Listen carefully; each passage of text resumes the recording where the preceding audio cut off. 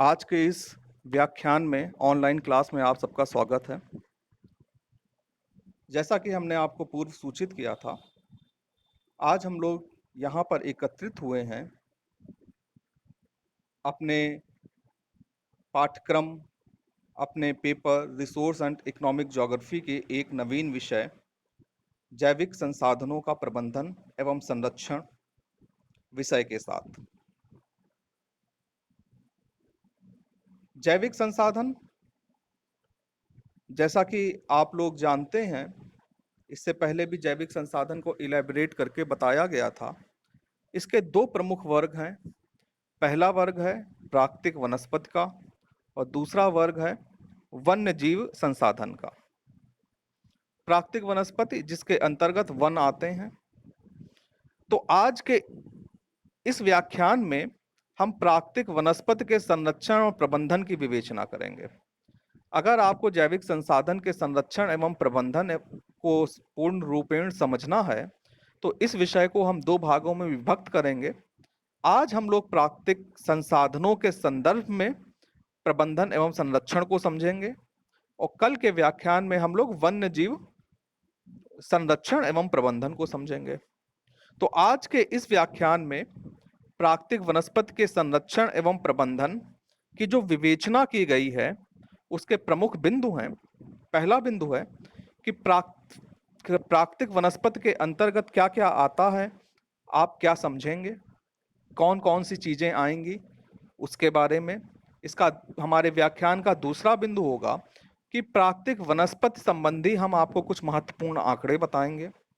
प्राकृतिक वनस्पति के विविध उपयोगों को हम बताएंगे।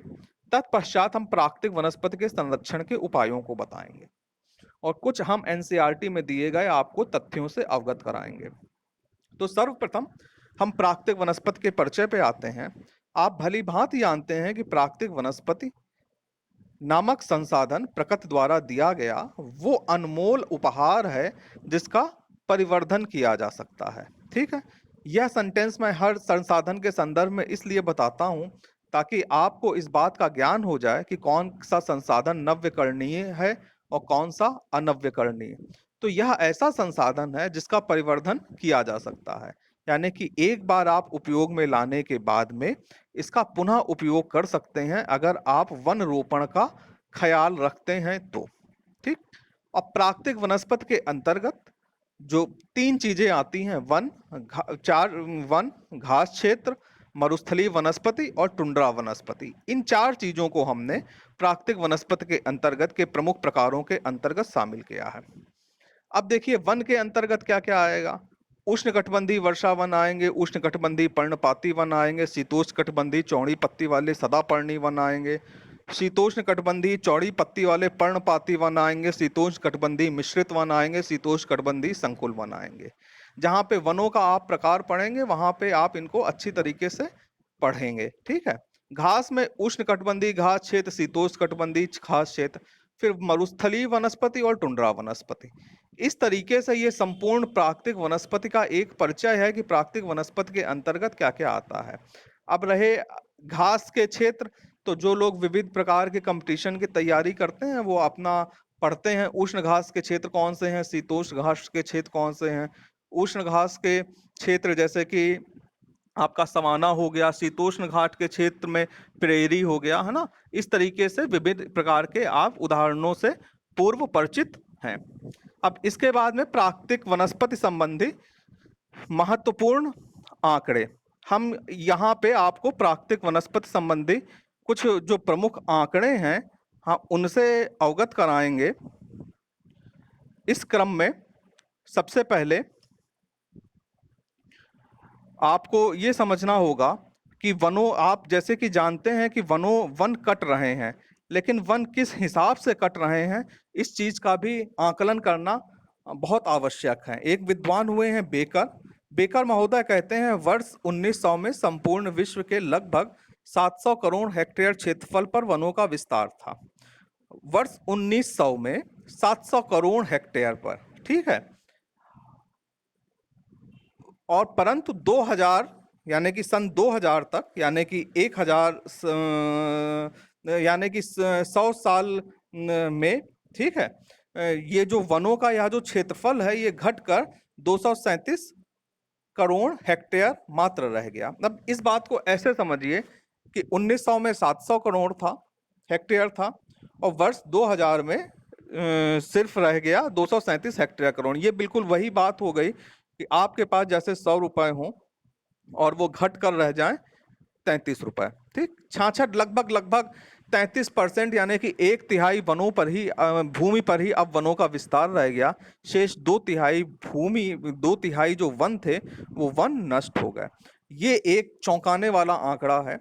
वर्ष 1992-94 के मध्य खाद्य एवं कृषि संगठन द्वारा किए गए सर्वेक्षण रिपोर्ट के आधार पर यह पता लगा कि उष्णकटिबंधीय वनों का अवनयन 0.8% वार्षिक दर से हुआ है। फलतः 10 वर्षों में 15 करोड़ हेक्टेयर वन क्षेत्र समाप्त हो गए हैं। 10 वर्षों में 15 करोड़ हेक्टेयर वन क्षेत्र समाप्त हो गए।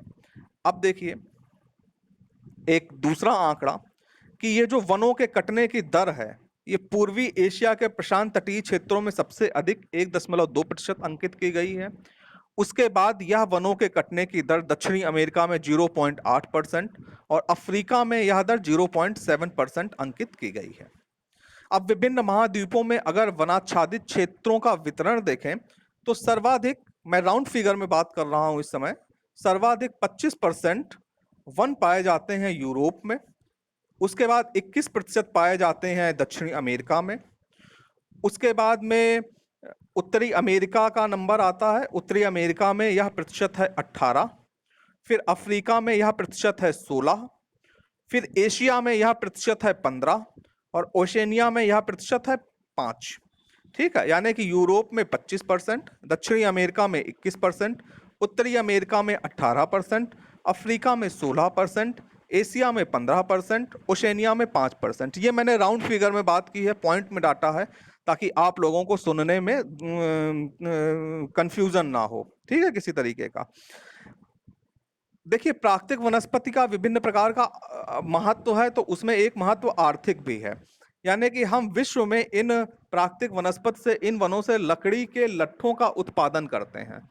तो अब आपको ये भी जान लेना यहाँ पे आवश्यक है कि इन विश्व में लकड़ी के लट्ठों के उत्पादन जो मैंने बताया, ये मैंने जो बताया वनाच्छादित क्षेत्र का वितरण, ये वर्ष 2004 का आंकड़ा था।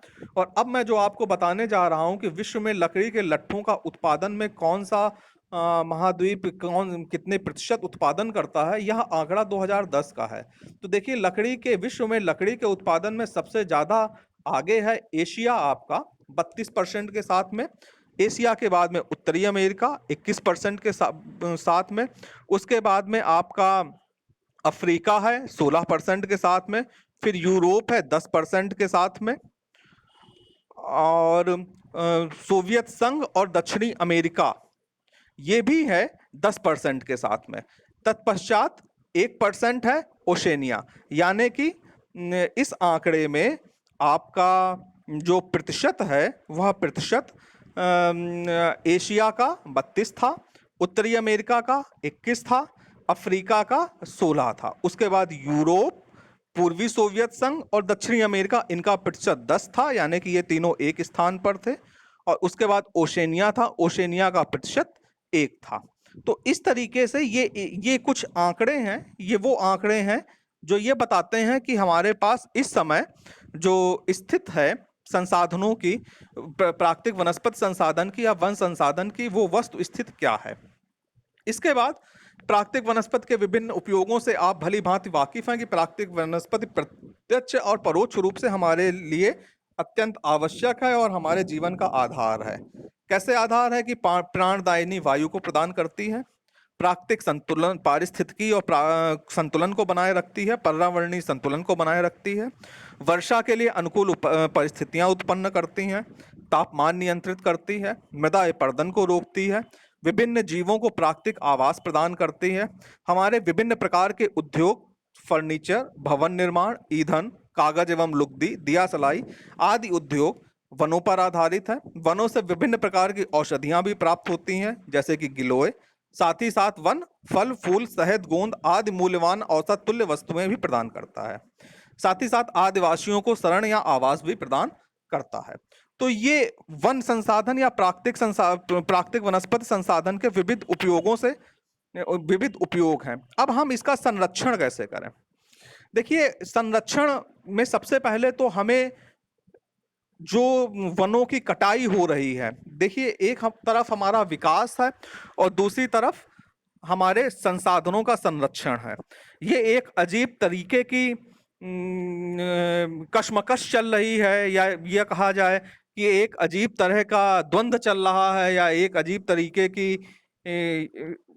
अजीब तरीके का संकल्प विकल्प चल रहा है कि हमें अगर हम विकास करते हैं तो हमारा वनों का अवनयन होता है, और अगर हम वनों का अवनयन बचाते हैं तो हम विकास कार्य उतनी तेजी से नहीं कर पाते जितनी तेजी से हम चाहते हैं।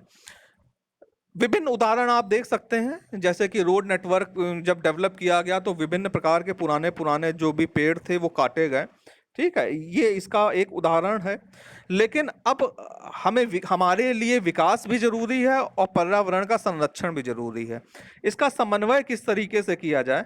तो इसके समन्वय के लिए हमें विकास कार्यों हेतु चयनात्मक और नियंत्रित कटाई की ओर ध्यान देना चाहिए। चयनात्मक का मतलब होता है कि हम उन्हीं को काटें, ठीक है, मतलब हम एक चयन करें। चयन का मतलब यह है कि अगर अनिवार्य ना हो तो हम ना काटें, ठीक है। आप कहेंगे तो इस तरीके से तो हर एक चीज अनिवार्य हो जाएगी और हर पेड़ मतलब कि विकास की भेंट चढ़ जाएगा। हम इस अपने प्रोजेक्ट में इस बात को पे ध्यान दें कि क्या हम पेड़ों को काटे बिना किसी अन्य वैकल्पिक व्यवस्था के तहत यह प्रोजेक्ट पूर्ण कर सकते हैं। अगर हम वनों के काटे बिना उस प्रोजेक्ट को पूर्ण कर सकते हैं, हो सकता है हमारी लागत बढ़ रही हो, तो हमें उस विकल्प का अनुसरण करना चाहिए कि हम वनों को हानि ना पहुंचाएं। ये अभिप्राय है हमारा चयनात्मक और नियंत्रित कटाई के मतलब। अभी आप लोगों ने बंबई में आधे वनों का मुद्दा सुना होगा कि बहुत पुराने वन काटे गए मेट्रो के डेवलपमेंट में। तो एक तरफ विकास है, एक तरफ पर्यावरण है। पर्यावरण संरक्षण इसके लिए मतलब इस मूवमेंट में सामने आए और उन्होंने इसको रोकने का प्रयास किया और गलत बताया। और दूसरा पक्ष हमारा जो विकासवादी था, विकासवादी ने कहा कि अगर इस तरीके से कार्य नहीं होगा तो विकास किस तरीके से होगा। ये विभिन्न प्रकार के आपने पक्ष और विपक्ष सुने होंगे, मैं इसमें किसी भी तरीके की बहस में नहीं जाना चाहता। और तो लेकिन समझने की क्या जरूरत है कि हमें अपने विकास कार्य किस तरीके से करना चाहिए। विकास कार्य इस तरीके से करना चाहिए कि वनों को कम से कम हानि हो, और जिस मात्रा में वन काटे जाएं निश्चित रूप में उस मात्रा में वन लगा दिए जाएं, क्योंकि एक वयस्क पेड़ लगता है और एक छोटे पौधे को पेड़ बनने में काफी समय लगता है। तो इसलिए हमें सर्वप्रथम तो ऐसी नीति बनाना चाहिए कि जिसमें कि जो वन है उनको कम से कम मात्रा में नुकसान पहुंचे, और दूसरा हमें यह सुनिश्चित करना चाहिए कि जिस मात्रा में वनों को नुकसान पहुंच रहा है उसी मात्रा में वनारोपण हो रहा है कि नहीं हो रहा है। दूसरा, आप लोगों ने इधर सुना होगा कि कैलिफोर्निया की आग आप लोगों ने सुनी होगी, जंगलों में आग लग गई, उससे वन जीवों का भी विनाश हुआ और वनों का भी विनाश हुआ। तो दावानल से वनों के विनाश को रोकने का हमें समुचित उपाय करना चाहिए। वन नीति बनी हुई है, प्रशासन क्रियाशील है इसको लागू करने में, लेकिन प्रशासनिक क्रियाशीलता के साथ साथ जन सहयोग भी चाहिए कि जनमानस में ये चेतना होनी चाहिए कि वो वनों को किसी भी प्रकार का नुकसान ना पहुंचाएं। चरागाहों में सुधार हो, फिर से वनारोपण हो, और विभिन्न माध्यम से हम जन चेतना को पैदा करें, विभिन्न प्रकार के कैंप करें, विभिन्न प्रकार से लोगों से नुक्कड़ नाटक इत्यादि के माध्यम से ये बताएं कि वनों का ह्रास हो जाएगा, वन खत्म हो जाएंगे तो जीवन किस तरीके से रहेगा। एक और महत्वपूर्ण बात यह है कि उन्हीं वृक्षों का चयन करना चाहिए जिसकी कि हमें पारिस्थितिकी को या हमारे पर्यावरण को आवश्यकता हो। यानी कि महत्वपूर्ण वनारोपण के लिए महत्वपूर्ण वृक्षों का ही चयन करना चाहिए। जैसे कि आप लोगों ने देखा होगा एक पेड़ हुआ यूकेलिप्टस, ठीक है, यूकेलिप्टस वना उन दिनों बड़ी धूम थी कि जो जिसे देखो वो यूकेलिप्टस लगाए दे रहा है, आर्थिक महत्व के कारण भी लगाता था आदमी। तो अब आपको इस तरीके से समझना है कि आपको उन्हीं वृक्षों का चयन करना है जो पारिस्थितिकी दृष्टिकोण से महत्वपूर्ण हो। यूकेलिप्टस लगाने का नतीजा क्या हुआ? वाटर लेवल नीचे चला गया। ठीक है, आसपास के पता लगा कि अगर कोई नल है, जिन जिन नलों में पानी आता था, जिन हैंडपंप में पानी आता था, उन हैंडपंप में पानी आना बंद हो गया, वाटर लेवल नीचे चला गया। फिर सामाजिक वानिकी और कृषि वानिकी जैसे कार्यक्रमों को हम प्रोत्साहन दे सकते हैं, और वन अनुसंधान अनुसंधान को प्रोत्साहन देना चाहिए हमें, कि हम वन अनुसंधान के प्रोत्साहन दे करके उन्नत किस्म के वनों को, पेड़ों को विकसित करें। और आपको कुछ तथ्य मैं आपके सामने रखना चाहूंगा कि हमारे कुछ पर्यावरण विशेषज्ञों के अनुसार भारत के कई क्षेत्रों में संवर्धन वृक्षारोपण अर्थात वाणिज्य की दृष्टि से कुछ या सकल वृक्ष जातियों के बड़े पैमाने पर रोपण करने से दूसरे पेड़ों की जो जातियां थी वो खत्म हो गई हैं। ठीक है, तो इस तरीके से हमारे प्राकृतिक वन बर्बाद हुए हैं। और ये जो इसको हम वनों की उपनिवेशी वन नीति के नाम से जानते हैं। अब जैसे कि इसका एग्जाम्पल आप ले सकते हैं कि उदाहरण के तौर पे सागवान के एकल रोपण से दक्षिण भारत में अन्य प्राकृतिक वन बर्बाद हो गए, और हिमालय में चीड़ पाइन के रोपण से हिमालयन ओक जैसे वनों का नुकसान हुआ। और हम लोगों का कभी कभी कुछ विशेष पेड़ कोई अगर हम औषधीय महत्व जान जाते हैं तो उनका अत्यधिक आर्थिक ही दृष्टिकोण से हम उसका दोहन करने लगते हैं। जैसे हिमालय में एक यव नाम का पौधा होता है जो सदाबहार वृक्ष में जिसको गिना जाता है, एक औषधीय पौधा होता है जिसकी पेड़ की छाल और पत्तियों और टहनियों और जड़ों से टेक्सोल नामक एक रसायन निकाला जाता है। ये जो टेक्सोल नामक रसायन है ये कैंसर के उपचार में अत्यंत कारगर है। इससे दवाइयाँ बनाई जाती हैं और जो कैंसर में काम आती हैं। और अब जब से यह पता लगा है तो इसका निष्कासन अत्यधिक किया जा रहा है, जिससे कि संपूर्ण जाति को खतरा पैदा हो गया है। और पिछले एक दशक में हिमाचल प्रदेश और अरुणाचल प्रदेश के विभिन्न क्षेत्रों में हजारों यव के पेड़ सूख गए हैं। तो इस तरह से आपको देखना होगा कि ये जो संकट उत्पन्न हो रहा है, इस अपने उपयोग को संतुलित करना होगा। किस दिशा में संतुलित करना होगा? कि हम दीर्घकालीन संसाधनों का उपयोग कर सकें, या हम संसाधनों का इतना ज्यादा विदोहन ना करें कि वो संसाधन ही खत्म हो जाएं और उनको पुनः है। तो ये देखिए, आप शुरुआत में कहेंगे कि सर आपने तो ये कहा था कि ये एक तरीके का नव्यकरणीय संसाधन है। नव्यकरणीय संसाधन है, लेकिन इसको अपने उस रूप में आने में, जिस रूप में यह नष्ट हुआ है, एक लंबी अवधि लग जाती है। देखिए, प्रकृति की एक स्वतः नियामक प्रणाली होती है। यहाँ पे प्रकृति की एक स्वतः नियामक प्रणाली को समझना अत्यंत आवश्यक है कि प्रकृति में जो कुछ भी सेल्फ हीलिंग होती है, जैसे कि आप लोग देखें कि कहीं पे आपके निशान लग जाए, कट जाए, तो आप खुद ब खुद वो हील हो जाए।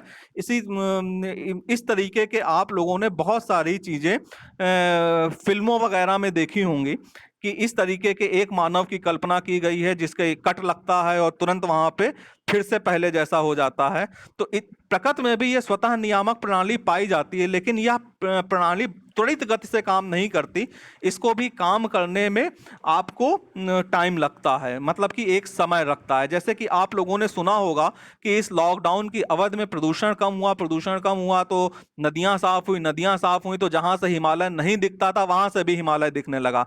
यानी कि प्रकृति की स्वतः नियामक प्रणाली ने अपने आप को साफ करने का कार्य शुरू कर दिया। यह प्रकृति की स्वतः नियामक प्रणाली हमेशा इस प्रकृति में चला करती है, लेकिन प्रकृति के ऊपर दबाव इतना ज्यादा होता है कि वह नियामक प्रणाली भी उसे सुचारू रूप से क्रियान्वित नहीं कर पाती, यानी कि उसे उतना समय ही नहीं मिल पाता कि वह स्वतः नियामक प्रणाली पूर्ण रूपेण कार्य कर पाए। तो इसी के साथ मैं अपने इस व्याख्यान को यहीं पे समाप्त करता हूं और आप लोगों को शंका समाधान हेतु प्रश्न करने के लिए आमंत्रित करता हूं। आशीष कुमार,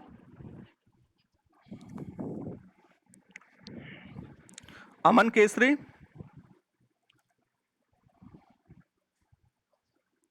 अविनाश कुमार,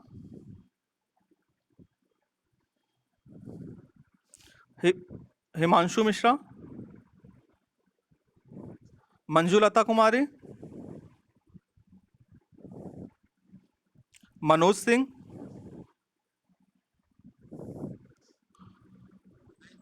मीना मीना कुमारी,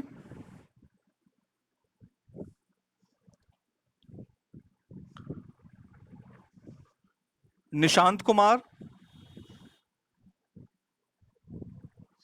प्रियंका कुमारी, प्रियंशु कुमारी,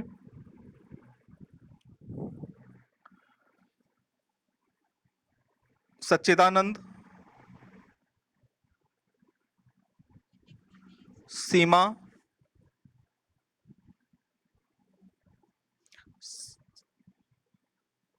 शिवानी। ठीक, इससे संबंधित जो स्टडी मटेरियल है वो यूनिवर्सिटी वेबसाइट पे अपलोड किया जा चुका है।